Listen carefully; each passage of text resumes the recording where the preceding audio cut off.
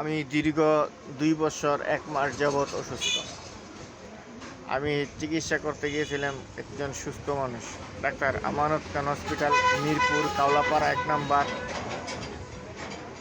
Doctor শাহাদাত স্যারের কাছে। ওনার কাছে যাওয়ার পরে উনি আমাকে ইন্ডোস্কোপি দেয়, আরও অনেক চেক আপ দেয়।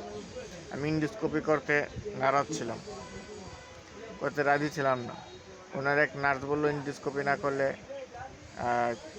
ডায়াগনোসিস করানো হবে না। তারপর ইন্ডোস্কোপি করলাম। ইন্ডোস্কোপি করে যে ওষুধ দিয়েছে আমাকে, আলসারের এই ওষুধ আমাকে আমার ক্ষতি করেছে। আজ দীর্ঘ ২ বছর ১০ মাস যাবৎ পেটের ব্যথার যন্ত্রণা, শোয়াতে উঠতে পারি না, বিছানায় পড়ে থাকতে হয়। আমার জন্য দেশবাসী দোয়া করবেন। আর আমি ডাক্তার শাহাদাত স্যারের জন্য বিচার চাই। উনি যে দেয় তাকে ইন্ডোস্কোপি দেয়, ইন্ডোস্কোপি কইরে ওই আলসারের ওষুধ দিয়ে দেয়।